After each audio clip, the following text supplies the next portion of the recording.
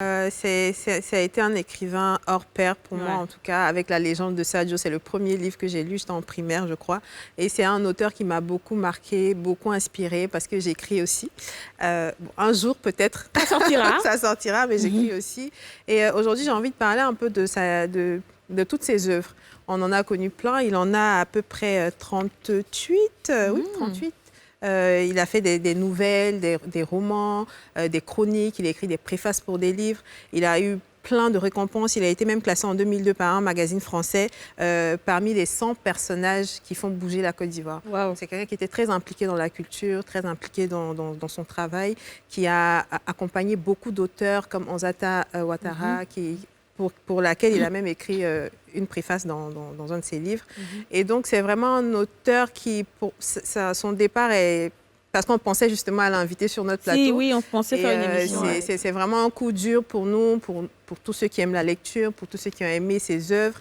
Il y a des œuvres qui ont marqué leur époque, comme... les femmes, justement. Les femmes, les hommes, les femmes. Comment aimer une femme africaine. Le lit, c'est tout, le mariage, ce sont des œuvres qui ont beaucoup... Parce qu'il écrivait pour les Africains, pour nous. Ces œuvres étaient adaptées à notre réalité, comment aimer un homme, comment aimer les hommes africains, parce qu'effectivement, on a tendance à tout copier sur l'Europe, mais il faut prendre nos hommes avec tout ce qu'ils ont comme éducation, comme culture.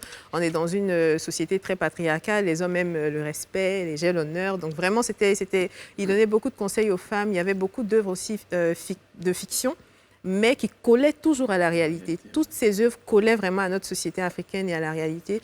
Et donc, c'est une grosse perte pour la Côte d'Ivoire, c'est une grosse perte pour l'Afrique. C'est une bibliothèque vraiment qui s'est éteinte. Et, voilà. Moi, pour l'artiste. Adieu l'artiste, vraiment. Moi, pour l'anecdote avec Isaïe Biton Koulibaly, j'ai jamais eu la chance de le rencontrer. Par contre, j'adorais ses livres. Et justement, l'anecdote, c'est que moi, je suis tellement dans tout ce qui est pensée positive, pouvoir d'attraction. Et quand j'étais plus jeune, enfin, quand je dis j'aime plus jeune, je ne sais pas pourquoi j'aime dire quand j'étais plus jeune, on dirait si vieille. Genre, il y a longtemps quand même, son livre La Bête Noire, j'avais adoré le livre. C'était, je pense, en 2009, 2008 que j'ai lu le livre.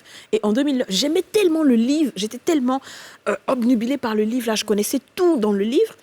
Et on m'appelle pour un casting de film.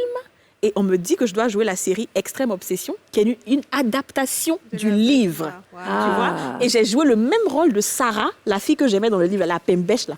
J'ai joué le rôle de Sarah avec Guy Calou, et qui était Frédéric Yao Yantala, et puis la Manu.